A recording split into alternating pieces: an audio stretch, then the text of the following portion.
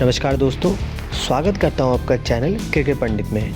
तो चलिए, ऑस्ट्रेलिया और इंडिया के बीच खेले गए फर्स्ट टेस्ट मैच के जो कि 17 दिसंबर से शुरू हुआ था, उससे रिलेटेड 3 ऐसे पॉइंट्स के बारे में बात करते हैं जो कि मैच के टर्निंग पॉइंट साबित हुए, जिसकी वजह से इंडिया को इस टेस्ट मैच में बहुत बड़ी करारी हार का सामना करना पड़ा। तो वो 3 पॉइंट डिस्कस करने से पहले मैं जस्ट आपको ओवरव्यू दे देता हूँ। तो इंडिया ने पहली इनिंग में खेलते हुए 244 रन बनाए थे 10 विकेट के नुकसान पे। वहीं फिर ऑस्ट्रेलिया ने खेला जो कि पहली इनिंग पे उन्होंने 191 रन बनाए और उनकी टीम भी ऑल आउट हो गई थी। फिर उसके बाद इंडिया सेकेंड इनिंग खेलने आई तो इंडिया 36 रन पे अपने 9 विकेट गंवा चुकी थी और जो लास्ट खिलाड़ी थे वो मोहम्मद शामी, वो रिटायर्ड हेड होकर जाना पड़ा क्योंकि उनके हाथ में गेंद लग गई थी। तो ऑस्ट्रेलिया ने ये स्कोर बड़ी इजीली चेस कर लिया, तो 2 विकेट के नुकसान में और 21 ओवर में ये मैच उन्होंने अपने नाम कर लिया था। तो दोस्तों 3 ऐसे पॉइंट मैं आपको बताऊंगा जो कि इस मैच का टर्निंग पॉइंट रहे। वहीं एक एडिशनल पॉइंट मैं लास्ट में बताऊंगा जो कि मुझे लगता है इस मैच में एक बहुत बड़ा गेम चेंजर हो सकता था। तो जो पहले 3 पॉइंट थे उसमें से फर्स्ट पॉइंट की बात करते हैं। तो दोस्तों सबसे बड़ा जो पहला पॉइंट है वो इस मैच का ही सबसे बड़ा पॉइंट है।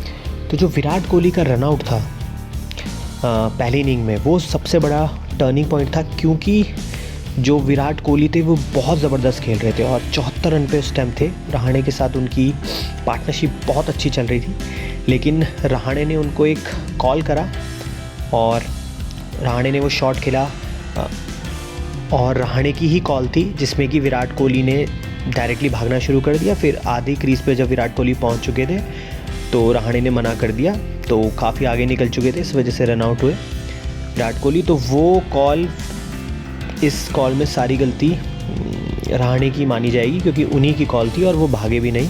तो ये इस मैच का सबसे बड़ा टर्निंग पॉइंट था क्योंकि यहाँ से अगर विराट कोहली 100% शतक मारते और इंडिया एक बहुत स्ट्रॉन्ग बढ़त बना लेती, जो कि ऑस्ट्रेलिया को एक बहुत ज़्यादा एक डिफ़िकल्ट टास्क होता उस बढ़त तक पहुंच पाना। तो ये पहला टर्निंग पॉइंट था। वहीं दूसरा टर्निंग पॉइंट इस मैच का था कैचेस छूटना। तो जो लबुशाने के कैच छूटे हैं जो कि एक बुमराह ने छोड़ा था और वहीं एक कैच पृथ्वी शॉ ने भी बहुत इजी कैच छोड़ा था। तो 2 कैचेस छूटना, वैसे तो और भी कैचेस छूटे हैं लेकिन ये 2 कैच बहुत इजी थे। तो लगभग ये 2 कैच छूटना और मानस लबुशाने ने 47 रन ज़रूर बनाए, लेकिन ये 47 रन बहुत ज़्यादा बड़े थे क्योंकि यहाँ से वो पार्टनरशिप थोड़ी निकाल के ले गए। तो जो ऑस्ट्रेलिया के 191 रन बने हैं वो मानस लबुशेन का बहुत बड़ा हाथ है। अगर वो कैचेस शुरू में ही पकड़ लेते तो ऑस्ट्रेलिया का इतना भी स्कोर नहीं बनता और इंडिया के पास एक बहुत बड़ी लीड होती। वहीं तीसरा टर्निंग पॉइंट मैं मानूंगा पुजारा का सेकेंड इनिंग में नहीं चलना। पुजारा एक ऐसे बल्लेबाज हैं जो कि बहुत ज़्यादा रन नहीं मारते हैं, जैसे कि फर्स्ट इनिंग में उनके सिर्फ 43 रन है लेकिन उन्होंने लगभग 160 गेंदें खेली थी। 160 गेंदें कोई प्लेयर अगर खेल रहा है तो वो काफ़ी लंबा सेशन निकाल रहा है, मतलब एक टफ सेशन निकाल रहा है। तो वो ऑस्ट्रेलियन बॉलर्स को उन्होंने फ्रस्ट्रेट किया था, लेकिन इस मैच में उनका 0 पे आउट होना बहुत ज़्यादा भारी पड़ा इंडिया को। तो इस वजह से इंडिया की टीम 36 पर पूरी आउट हो गई। अगर पुजारा एक सेशन भी निकाल देते या उनका थोड़ा बहुत आगे चलने लग जाते तो वो पक्का इनिंग को आगे लेके जाते और पार्टनरशिप में रन करते, क्योंकि इस पूरी इंडियन इनिंग में एक बंदा भी मतलब कि डबल डिजिट में नहीं रन बनाए, सारे सिंगल डिजिट में रन है सब प्लेयर्स के।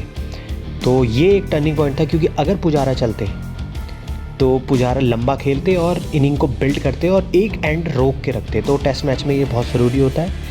तो पुजारा का ना चलना एक टर्निंग पॉइंट था। अगर मैं एक चौथा पॉइंट की बात करूं जो कि मैंने बोला था, एक डिस्कशन किया था, मुझे ऐसा लगता है कि इस मैच में पृथ्वी शॉ को नहीं खिलाना चाहिए था बल्कि उनकी जगह शुभम गिल को खिलाना चाहिए था, क्योंकि पृथ्वी शॉ का जो दोनों इनिंग में आउट है वो सिमिलर तरीके से हुए हैं और अंदर आती हुई गेंद में उन्हें दिक्कत हुई है। रिकी पॉन्टिंग तक ने ऐसा कहा है उनके बारे में, जो कि आपको पता ही है दिल्ली डेयरडेविल्स के कोच हैं। तो जो शुभम गिल हैं, अगर वो इस मैच में खेलते तो वो ज़रूर इफ़ेक्टिव होते, और मेरे को ऐसा लगता है कि उनको ही मौका देना चाहिए पृथ्वी शॉ के अगेंस्ट। तो ऐसा नहीं है कि पृथ्वी शॉ में टैलेंट नहीं, लेकिन शुभम गिल उनसे ज़्यादा डिज़र्व करते हैं, और अगर शुभम गिल को मौका मिलेगा तो वो अच्छा परफॉर्म करेंगे। तो ये 3 पॉइंट स्पेसिफिकली जो मैं बताना चाहता था, ये टर्निंग पॉइंट थे। चौथा पॉइंट, मेरा ऐसा मानना है कि इस वजह से इंडिया में बदलाव हो सकता था। अगर अगले मैच में शुभम गिल को खिलाए तो काफ़ी बेटर रहेगा। तो दोस्तों, ये मेरा अब तक ये 3 पॉइंट ऐसे थे जो मैंने ऑब्ज़र्व करे, जो कि क्रूशल पॉइंट थे। तो आपको क्या लगता है, आप कमेंट बॉक्स में ज़रूर बताएं कि आपको क्या लगता है ऐसे 3 पॉइंट जिनकी वजह से मैच हारा इंडिया, वो ज़रूर कमेंट बॉक्स में लिखिएगा। और अगर आप मेरी बातों से सहमत है तो वो भी ज़रूर बताइएगा। तो दोस्तों, चैनल को सब्सक्राइब कर लीजिएगा, पहली बार आए हैं, नोटिफिकेशन को ऑन रखिएगा। बहुत सारी प्रेडिक्शन आपका इंतज़ार कर रही है, साथ ही साथ हमें यूं ही सपोर्ट और वीडियो को लाइक और शेयर करना ना भूलिएगा। धन्यवाद।